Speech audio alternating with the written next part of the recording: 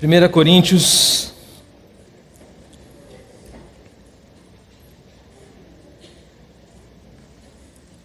capítulo 1, versículo 17.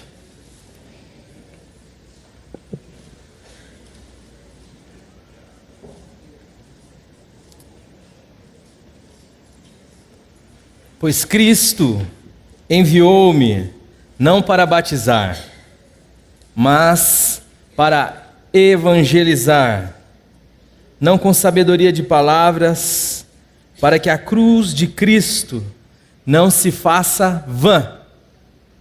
Pois a palavra da cruz é loucura para os que perecem, mas para nós que somos salvos é o poder de Deus.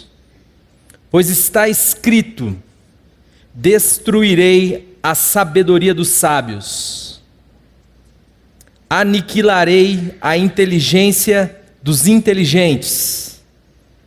Onde está o sábio? Onde o escriba? Onde o inquiridor deste século? Acaso não tornou Deus louca a sabedoria deste mundo?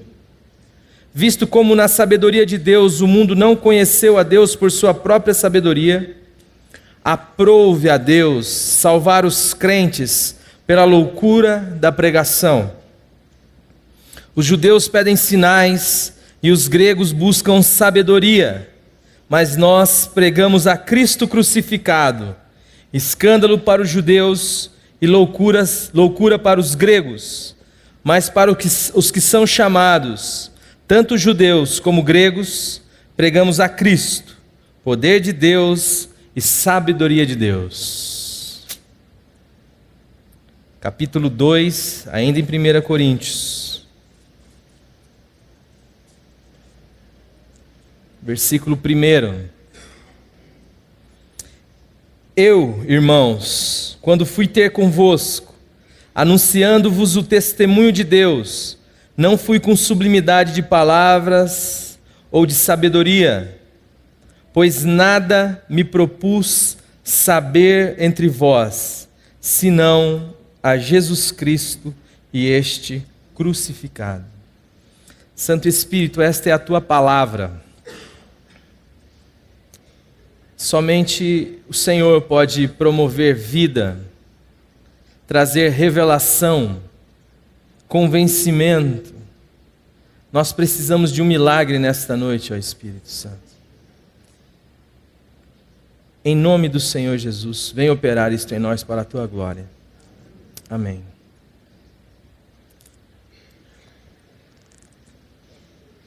Em 2009, nós nos reunimos entre os jovens e propusemos então pensar um pouco mais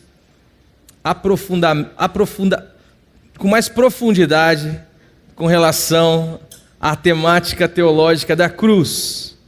E nós buscávamos um nome para isto, buscávamos um nome para identificar este congresso. E o nome que surgiu a partir de algumas reuniões foi Congresso A Cruz Continua Jovem. E o que nós queríamos dizer com isto? Nós queríamos falar sobre esta cruz que é sempre atual, esta cruz que ela está relacionada na eternidade ou com a eternidade, de modo que ela não sofre os efeitos do tempo, ela não sofre os efeitos que nós sofremos, ela não sai de moda, aliás, ela nunca esteve na moda. Ela sempre foi um problema para os modismos, mas é algo que é sempre atual, tem significado em todos os dias nas nossas vidas. Desde quando você abre o seu olho, desde quando você acorda, sabe que tudo que está à sua volta foi alicerçado na cruz do Calvário. Se você não leu o texto do boletim, eu aconselharia você a ler em sua casa, medite. O Silas abordou um pouco essa questão da necessidade de Deus de, antes de poder dizer haja luz, Deus disse: haja cruz.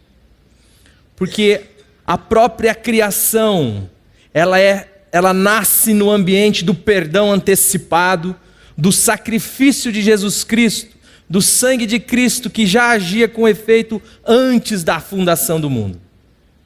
De modo que Deus só pôde nos criar com base no sacrifício de Jesus Cristo, que em um determinado momento, no tempo e no espaço, ou seja, na história, seria manifesto. E isto para nós se dá cerca de 2000 anos atrás, aproximadamente. E a segunda questão, então, o que nós iremos abordar neste congresso, foi a pergunta que nos veio. E de repente, Deus deu um insight a um dos nossos queridos e surgiu esta pergunta: por que abandoná-la tem seduzido a tantos? Então o congresso chama A Cruz Continua Jovem, e a pergunta a ser respondida é: por que abandoná-la tem seduzido a tantos? E eu comecei a meditar então, e na tentativa de poder responder de alguma maneira esta questão.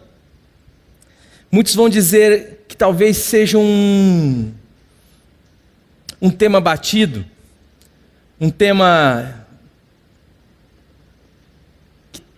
que deveria estar implícito, vamos dizer assim. E no caso da nossa comunidade, alguns nos cobram a necessidade de que nós passemos desse ponto para um ponto adiante. Para que haja uma evolução na vida cristã, se faz necessário abandonar o assunto da cruz de Cristo, com o objetivo de evoluir para outros temas. Mas quando eu olho para a cruz, eu me deparo com Paulo dizendo: nada decido saber entre vós, a não ser Cristo e este crucificado. Isto me levou a refletir um pouco mais sobre uma questão de que talvez, e aqui colocando em xeque a própria pergunta do congresso, a questão não seja de um abandono.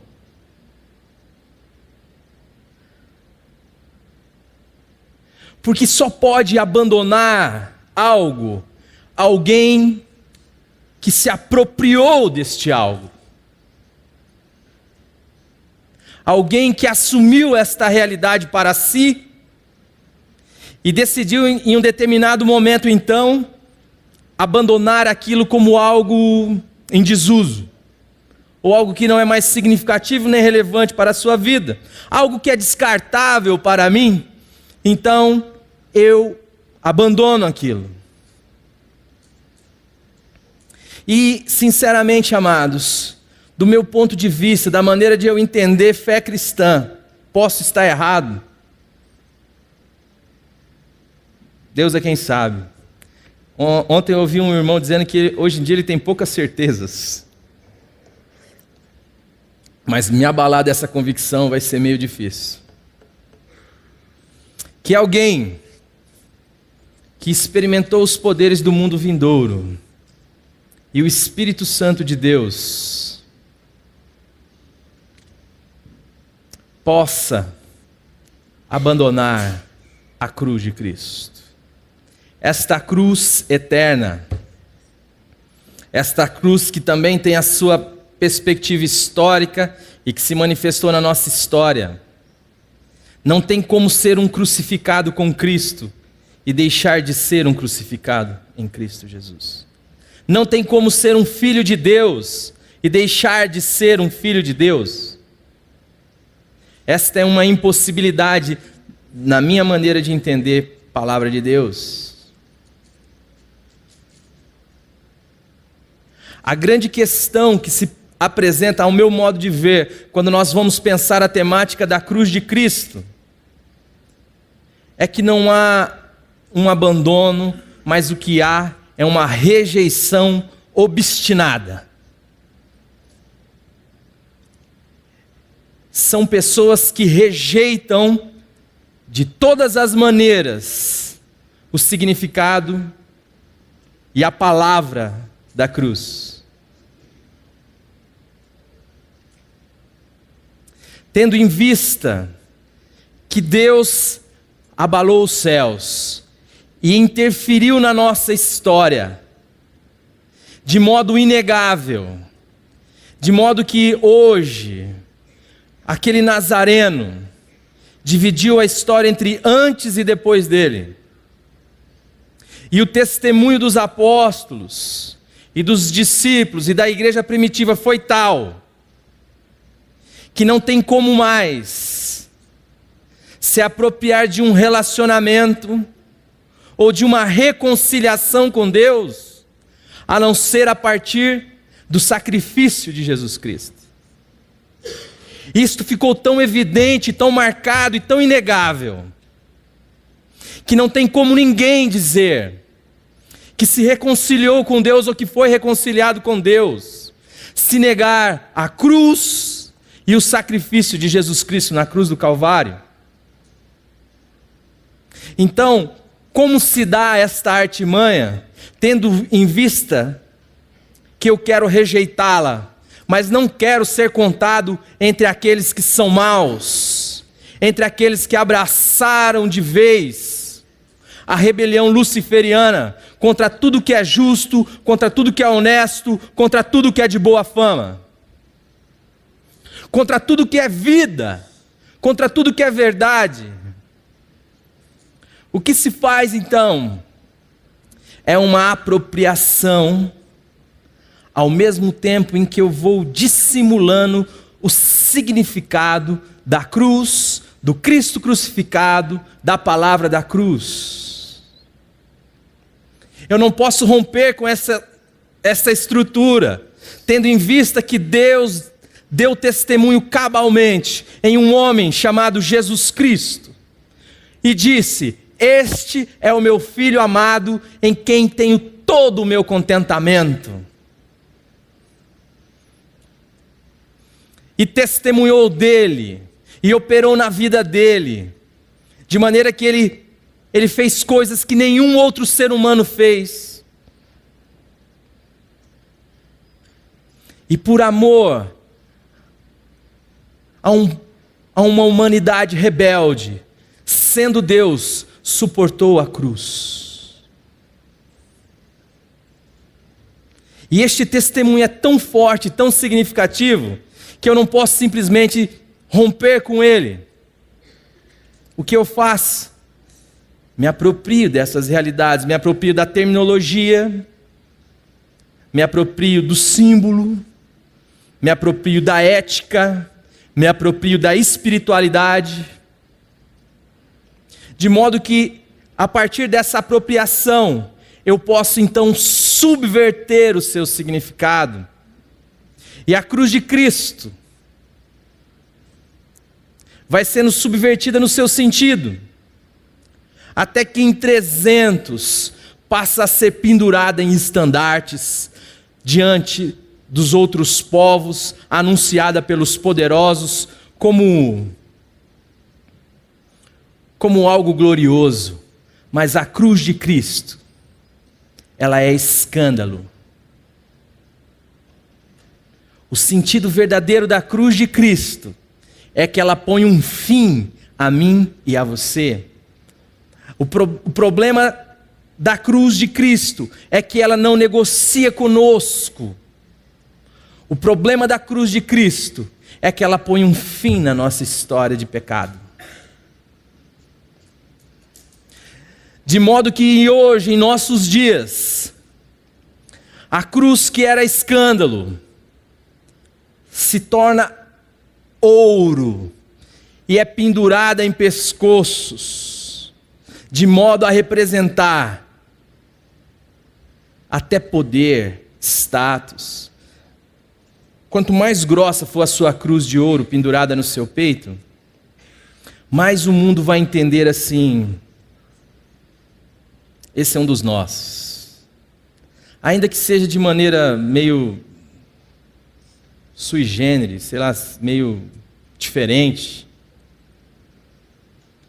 Mas a cruz passou a ser algo a ser exibido com orgulho. Agora, vamos pensar um pouquinho aqui, meus amados. Onde está o escândalo do Deus crucificado? Onde está o escândalo do Deus fraco, pobre, humilhado, que você diz às pessoas: este é o meu Deus? Vamos tentar trazer para o nosso momento agora. Se alguém perguntasse para você quem é o seu Deus, em quem você confia a sua vida, você o levaria ao monte do Calvário e apresentaria um homem crucificado entre ladrões, nu, e diria: este é a quem eu confiei a minha vida? Vocês conseguem perceber a distância do significado entre a cruz de Jesus Cristo e a cruz que não é a de Cristo? A cruz subvertida em seu significado? Hoje nós vemos um cristianismo pautado num Deus que é todo poderoso. É o mesmo Deus que os judeus esperavam como Messias quando Jesus entrou na história. Alguém que fosse superior, que fosse mais poderoso que o Império Romano, para poder subverter aquela ordem, que faria com que Roma sucumbisse aos pés de Israel, e que Israel passasse de oprimida a opressora. E quando vem um carpinteiro, nascido na Galileia,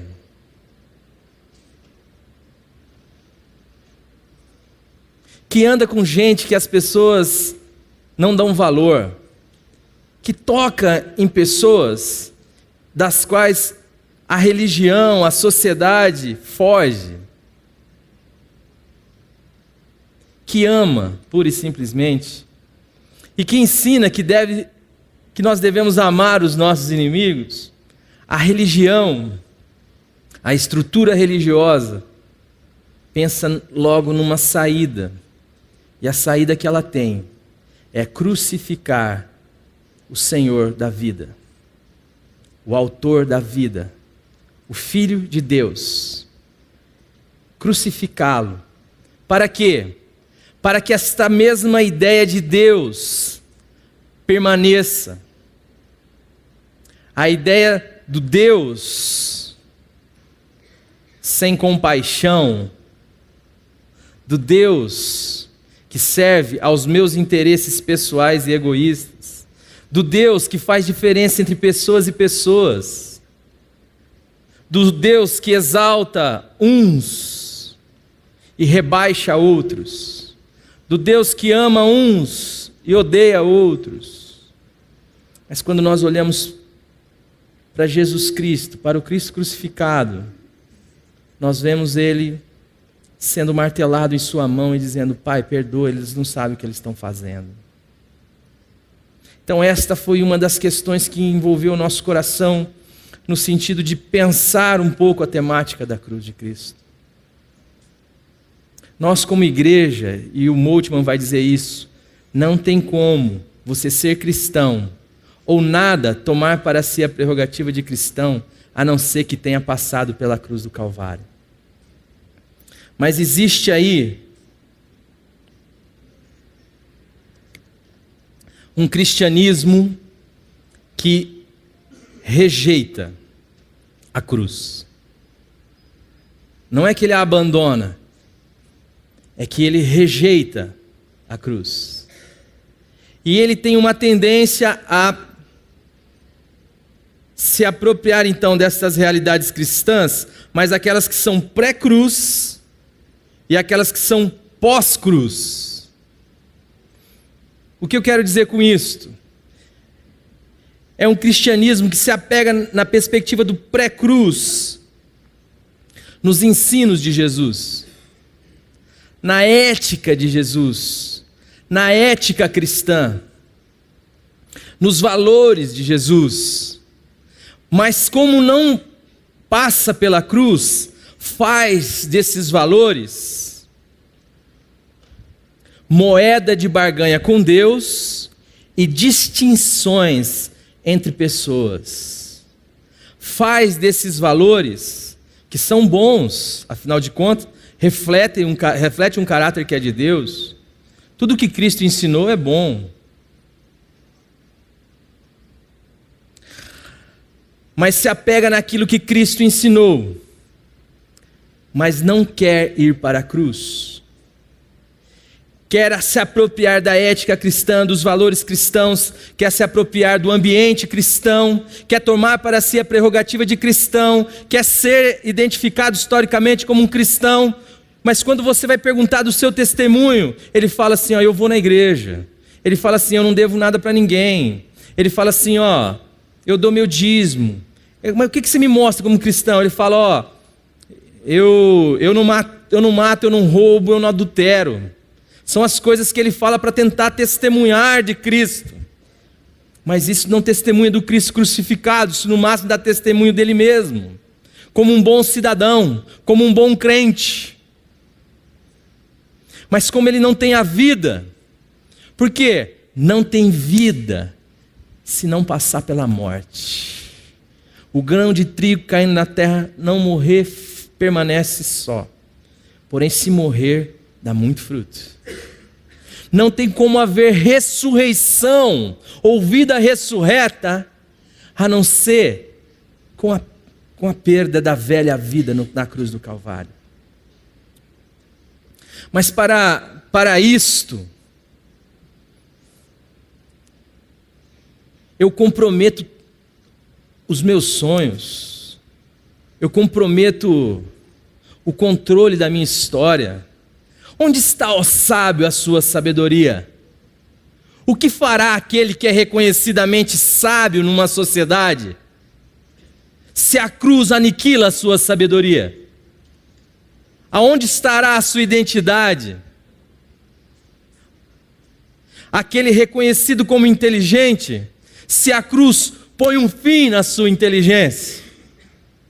Aonde estará o moralmente famoso ou eticamente exemplar, se a cruz o mata com toda a sua moral, com toda a sua ética?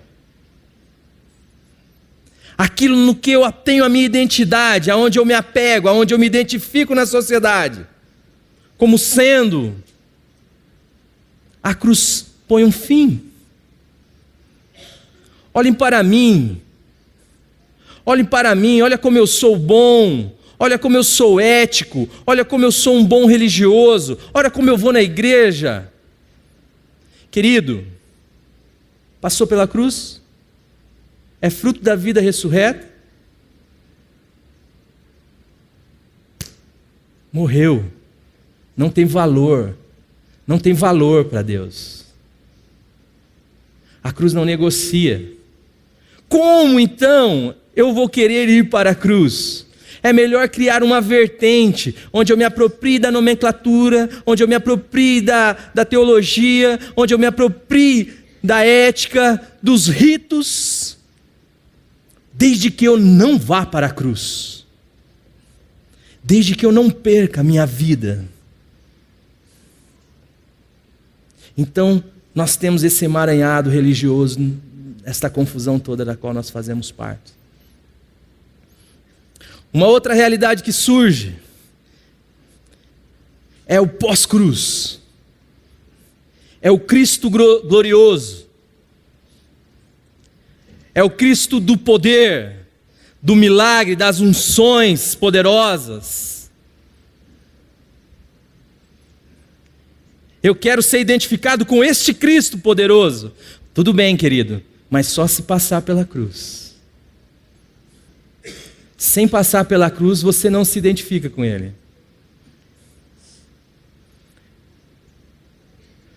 Eu quero ser identificado com Cristo, porque eu ando de maneira digna do Evangelho. Tudo bem, Cristo, querido, se isto passou pela cruz. Então se busca esta espiritualidade, porque nós não podemos perder uma coisa: a cruz tem um lado místico, a fé. Mas sem passar pela cruz, vira misticismo. Há poucos dias eu assisti uma reportagem que passou numa dessas emissoras sobre um movimento das igrejas denominadas cristãs, evangélicas e tal. E um movimento que começou na igreja do aeroporto lá em Toronto. E começou uma unção nova lá. Porque é isso que nós queremos, esta espiritualidade, essa transcendência, este poder, estas novidades, mas sem a cruz. E começou a pessoa a cair, a andar igual lagartixa, a dar risada, a latir igual cachorro. Uma pastora se propondo ao papel de uivar, dizendo que é Deus que mandou ela uivar. E andando de 4 patas como se fosse um animal. Por quê? Porque quer o Deus glorioso, porque quer o transcendente. Ninguém toca o sagrado e sai ileso. E não há neutralidade no sagrado. Ou você está com Deus, ou você está com o inimigo das nossas almas. E o pastor um dos que começou esse movimento, adoeceu. Adoeceu, e enquanto estava doente, começou a ler muito a Bíblia. E o Espírito Santo lançou luz no seu coração no texto de Gênesis 1:26. Façamos o homem à nossa imagem, conforme a nossa semelhança. E o Espírito falou no coração dele: querido, eu fiz o homem a minha imagem e a minha semelhança, e não a imagem de animais, não a imagem de cães. E ele falou: Deus tem misericórdia de mim. O que eu estou fazendo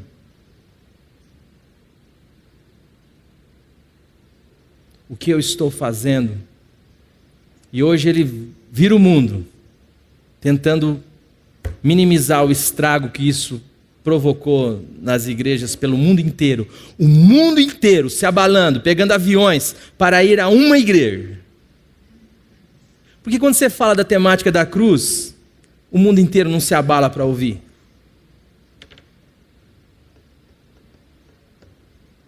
Porque rejeitam a cruz. Porque a cruz é infâmia, como falou aqui o Jonathan Menezes. A cruz não produz fama. A cruz não produz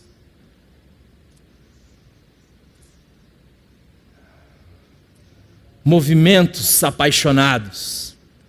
A cruz é para aqueles que estão cansados da sua realidade de pecado e confrontados com o Cristo, com o Filho de Deus. Sabem que não existe ato mais amoroso da parte de Deus do que pôr um fim nele e fazê-lo novamente em Cristo Jesus. Do que vir ser o Senhor da vida dele.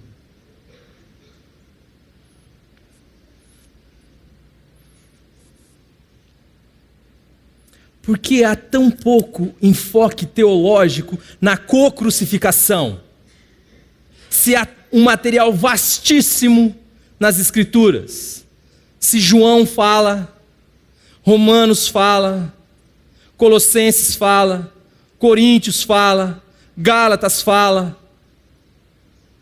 Por que não existe isto? Por que é difícil falar sobre isso? Nós não podemos perder de vista, amados, que a cruz é loucura, que a cruz não faz sentido, que a cruz aniquila a sabedoria humana, que a cruz não negocia conosco, que a cruz é a única solução de Deus para uma humanidade caída, totalmente rebelde. E no corpo de Cristo, você morreu, a sua sabedoria morreu, a sua ética morreu, os seus valores morreu, assim como o seu pecado também. Você morreu para o pecado, você morreu para o mundo, você morreu para a justiça própria. É que a cruz, amados, ela é muito radical nesse aspecto. Então, nós como igreja, temos caminhado já há alguns anos com esta temática e sofremos um pouco com essa questão. A igreja é feita de joio e de trigo. E como disse o pastor Glenn lá no sábado pela manhã, no Café com a Liderança, quem é joio e quem é trigo é papel de anjo, não é papel nosso. Mas saiba de uma coisa, joio rejeita a cruz. Joio não quer cruz. Agora trigo, Senhor, cumpre em mim segundo a tua vontade. Faz em mim segundo o teu querer. Só que isso dói. O Silas falou hoje pela manhã. O velho homem esperneia. Quer o controle, quer ser honrado, quer ser glorificado, quer ter o controle. Como se isso fosse expressão da vida, mas a palavra de Deus diz: quem ama a sua vida irá perdê-la. Quem perder a sua vida por minha causa, achá-la-á para a eternidade. A cruz não é algo para ajuntar multidões. A cruz é o poder de Deus para salvar aqueles que creem. A cruz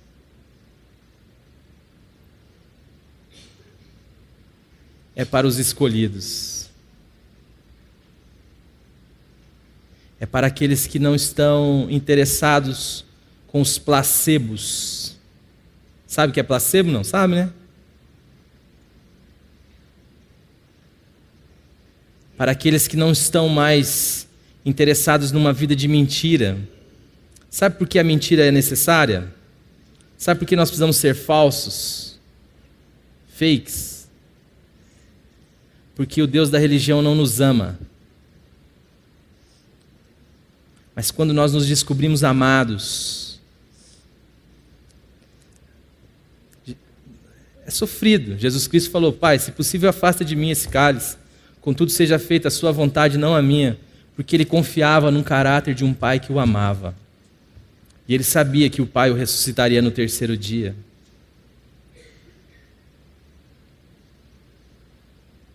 Você está cansado de tentar ser aceito diante de Deus, diante das pessoas, da religião?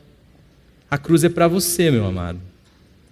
Agora, se para você a interpretação religiosa funciona bem, você consegue esconder bem aí os seus pecados aparentes, talvez você possa continuar ainda alterando o valor da cruz, ou mudando o seu significado, falando da cruz, falando da graça, falando de tudo isso, né? Mas sem de fato encará-la e dizer: Senhor, é verdade, é meu fim mesmo.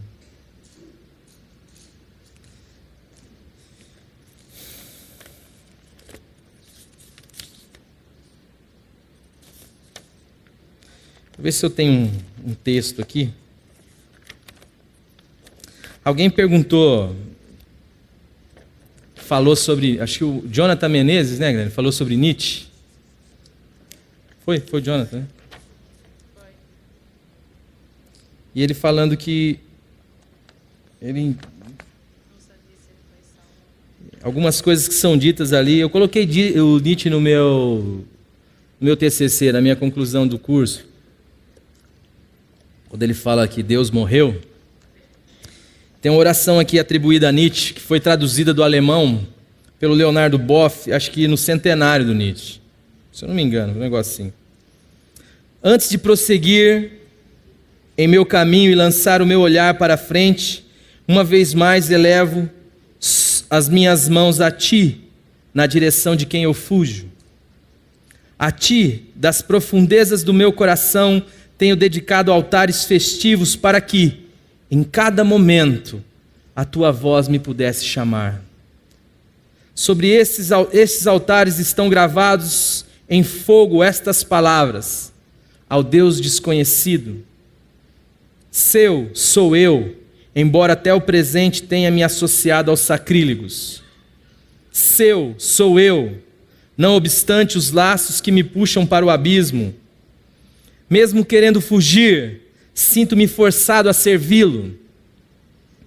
Eu quero te conhecer, ó Deus desconhecido. Tu que me penetras a alma e qual turbilhão invades a minha vida. Tu, ó incompreensível, mas meu semelhante, quero te conhecer, quero somente a ti servir. Friedrich Nietzsche. E paralelo a isso, eu gostaria de ler isso aqui também para vocês. As paranoias, fobias, medos e ambições necessitam desesperadamente de uma religião ou de um Deus para se sublimarem. De preferência, com um Deus esteticamente impecável, aí já não cabe o Deus crucificado. E irresistível. A palavra vai dizer que de Jesus Cristo se escondiam os seus rostos. Não havia nele beleza, nem formosura, nem nada que nós desejássemos. Viver a verdade, a liberdade, a justiça, em amor e paz, incomoda o nosso ser. Quando os véus caírem, quando os céus se abrirem, quando o santuário do coração humano for deslacrado, quando o que é oculto for revelado, quando o que é sussurrado for um brado audível, quando o que é aparente der lugar ao que é patente, quando a luz iluminar todas as trevas e todas as ignorâncias, e quando todo joio for joio, e todo trigo for trigo, então os homens, todos eles, todos nós, entenderemos como temos blasfemado contra o santo dos santos do nosso coração, ou do coração humano. E também como a religião e sua moral de juízos e certezas foi, na realidade, Satanás na história. Além disso, foi a principal responsável por obstacular milhões e bilhões de homens e mulheres da genuína experiência com Deus. Ao meu ver, o Deus que para Nietzsche morreu foi o Deus que já nasceu morto, o Deus da religião. Os sacrilégios, as blasfêmias, as irreverências, os confrontos, as acusações, por vezes o ódio, ou o sarcasmo mais ferino que a lâmina de uma navalha afiada o dia todo, e que são encontradas em Nietzsche, são todas apropriadas se entendermos que elas não se dirigem ou não são dirigidas ao verdadeiro Deus, mas são dirigidas ao Deus da religião. Não se referem ao Deus crucificado, ao Deus e Pai de nosso Senhor Jesus Cristo, revelado em Cristo, mas ao Deus da religião. Lhe daremos razão. Até mesmo a do cristianismo convencional, em nome do qual foram assassinados e escravizados 54 milhões de ameríndios no período das descobertas. A oração de Nietzsche, transcrita acima, é uma confissão de amor ao que ama, e é a declaração de uma alma que, mesmo enlouquecida de desejo de verdade, sabe bem quem é aquele que é, e sabe quem ele é. Apesar de todos os véus da linguagem que aparentemente poderiam representar separação entre ele e Deus, o Deus que Nietzsche anunciou seu óbito, a priori, já está morto mesmo. A hipocrisia da conveniência, ou a nossa estupidez, é que não nos permite ver. Quando os nossos olhos se descortinam, apenas constatamos o seu óbvio. Esse Deus das virtudes legalistas, da religião da moral, da justiça humana, que fede trapos de imundícia, é o grande promotor das guerras e das desarmonias vistas e vomitadas neste planeta moribundo, porém muito ocupado pelos temas de mosquitos, dos grupos formalistas e fundamentalistas existentes na Terra. Quanto mais ritualismo e cerimonialismo, menos verdade. Neste mundo sistema e de fachada, ser é irrelevante e desprezível. O importante é parecer. Na atualidade, o importante é acontecer. Sendo assim, substitui-se o ser pelo fazer e o existir pelo acontecer. Assim, as pessoas só se sentem existindo se estiverem acontecendo na sociedade, dentro dos padrões estabelecidos, nas formas de ser mais fúteis e vãs possíveis. E se não estiverem engajadas em um ativismo frenético e tido como importante, não se sentem sendo. Esse Deus é a morte do homem e da terra. E não é Deus. Deus é pura loucura para a vaidade sapiental e totalmente escandaloso para a liturgia religiosa da moral fétida e de fachada. Esse, como anunciou o Deus Criador, quando aqui esteve em um chassi humano, é o Deus deste mundo. E tem sido assim desde os primórdios, frequentemente, um diabo. Esse Deus tem que morrer. Só as vidas lúcidas pela graça de Deus em Cristo Jesus têm a condição de enxergar e ver o óbvio deste Deus da religião. Eu queria só complementar dizendo o seguinte, amados. Por mais dura que possa parecer a realidade da cruz, ela é também a maior declaração de amor de Deus pela sua vida. É aquilo que Deus se permitiu acontecer para que você não vivesse mais escravizado por este outro Deus sem cruz, o Deus da religião. Para que você pudesse ser liberto e experimentar a liberdade da glória dos filhos de Deus. Mas isto não acontecerá na sua vida, meu amor, meu amado, minha amada, enquanto você não morrer em Cristo Jesus e enquanto você não ressuscitar em Cristo Jesus. E esta, como eu disse, é uma experiência de fé. Não tem nada a ver com padrões morais e nem com a pseudo-espiritualidade. Tem a ver com a fé que crê no que Deus diz. E Deus diz, como nós lemos aqui, que Cristo nos atraiu na cruz do Calvário. E eu, quando for levantado da terra, a todos atrairei a mim mesmo. Você foi um atraído? Você foi. Ainda que você não creia, você foi. Mas se você não crê, peça a Deus fé para crer nesta loucura. A sua identidade com Cristo não se dá a não ser no Cristo crucificado. Não adianta você ficar no pré-cruz nem no pós-cruz, porque é na cruz que houve o nosso encontro, porque foi quando Ele foi levantado da terra que Ele nos atraiu. Não foi em outro momento. É lá que o nosso encontro foi marcado. E naquela cruz você morreu, e eu vou morrer falando isto. Se Deus manter esta lucidez pela sua graça. Porque na ressurreição de Cristo, Ele veio ser a minha vida e a sua vida. E isto é matéria de fé, meu amor. Isto é matéria de fé. Isto não é lógica humana, isto é loucura.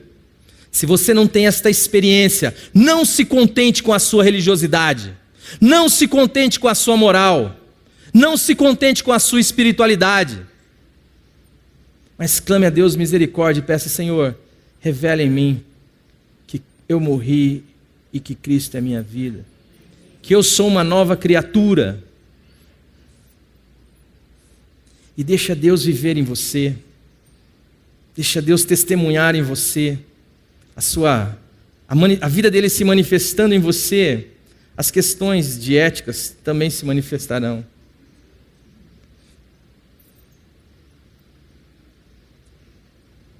Nesse processo você vai errar, vai cair, vai pecar. Mas não fique com a acusação do diabo sobre a sua vida. Quantas vezes Pedro negou Jesus? Quantas? Quantas vezes Jesus perguntou a Pedro se ele o amava? 3. É isso que importa para Jesus. É a justiça que procede da fé. Não importa quantos erros você tenha. Importe que você ame a Jesus. Porque Ele te amou primeiro. Porque Ele é a sua vida. Como consequência de tudo que Deus diz a seu respeito. E Deus faz tudo pela sua palavra. Não aceite nenhuma culpa. E não aceite nenhuma escravidão do pecado na sua vida. Nenhuma acusação e nenhuma escravidão do pecado na sua vida. Porque se o Filho te libertar, verdadeiramente você será livre. Amados, isto não dá ibope.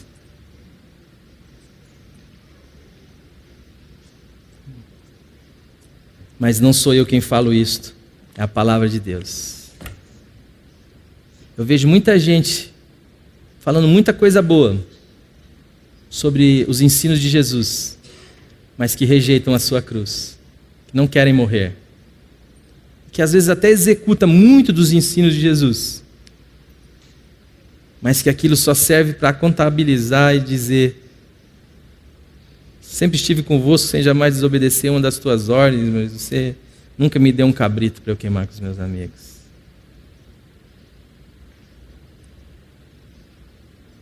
Eu vejo muita gente também tomando para si uma pseudo-espiritualidade, falando que vê, que faz, que acontece, que isso, que aquilo. Esses dias o pastor Ricardo tomou um murro na boca, vocês ficaram sabendo disso? Não? Ele cuida de um estudo lá na casa do Anderson Aldi.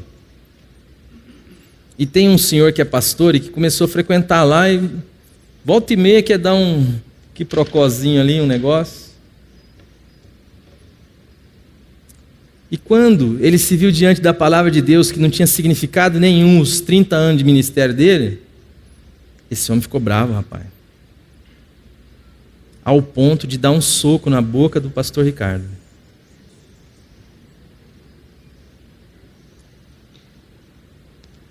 Onde está o sábio? Onde está o inquiridor desse? Onde está o inteligente? Acaso não tornou Deus louca a sabedoria deste mundo? Pois nada me propus saber entre vós, a não ser Cristo e este crucificado. Amado, fale diante do Senhor agora. Esta é a obra da graça e do amor de Deus pela sua vida. Deus te ama. Quando você olhar para a cruz, saiba de uma coisa: aquela é a declaração do amor de Deus por você. Aquilo é Deus fazendo de você uma nova criação. É Deus não remendando o pano velho. É Deus fazendo de você e de mim uma nova criatura. Mas a nova realidade não se apresenta a não ser pela destruição da velha realidade. O novo homem não nasce se o velho homem não morrer. E isso deve ser motivo de alegria no meu e no seu coração, porque isso já lhe foi dado pela graça de Deus. Cristo já operou tudo, já realizou tudo, está estendido a você. Quem quer, venha a mim e beba, diz a palavra de Deus. Você quer? Se você já tem essa experiência, dia a dia tome a sua cruz. Negue-se a si mesmo. Dia a dia tome a sua cruz e vá após Jesus. Curva a sua cabeça. Não saia daqui sem resolver essa questão diante do Senhor.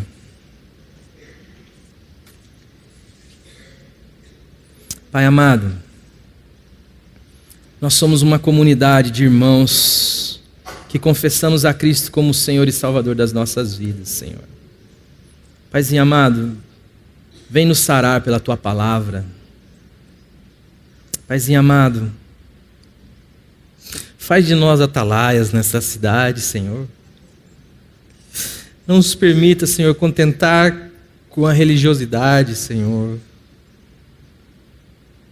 Não nos permita servir o Deus da religião, Senhor. Mas dá-nos fé para crer em tudo quanto a Tua palavra diz.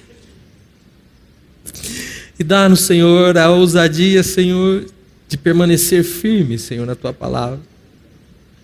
De não nos desviar nem para a direita e nem para a esquerda, Senhor. De anunciar o Evangelho da graça, Senhor. Mesmo diante de tantas dificuldades, lutas e... Pai amado, está aqui a Tua igreja que o Senhor ama. Aviva-nos, Senhor, pelo poder da Tua palavra. Aviva a Tua igreja nesta cidade, Senhor. Levanta, Senhor, homens e mulheres, moços e moças, Senhor, cheios do Teu Espírito Santo, para anunciar a Cristo e este crucificado. Escândalo, Senhor, para a religião, loucura, Senhor, para a sabedoria, mas para os que são salvos, Senhor, poder de Deus. Dá-nos a graça de não nos envergonhar do Teu Evangelho, Pai, em nome de Jesus. E de depender totalmente de Ti, Senhor. Livra-nos, ó Pai, de querer ser o que não somos. E dá-nos a graça de descansar na suficiência de Jesus Cristo. Eu peço que o Senhor repreenda toda ação contrária das trevas, Senhor, que se manifesta a cada dia, Senhor, contra esta mensagem. Seja por Ti mesmo repreendida, Senhor.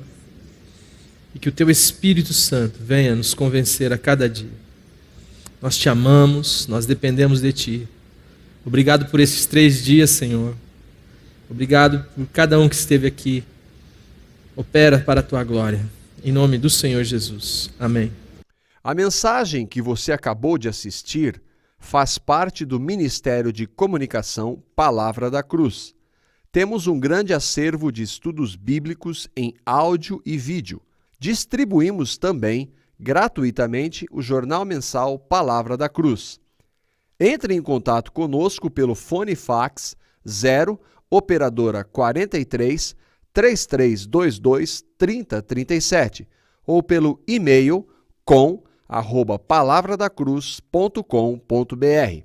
Visite-nos também pelo site www.palavradacruz.com.br. Graça e paz.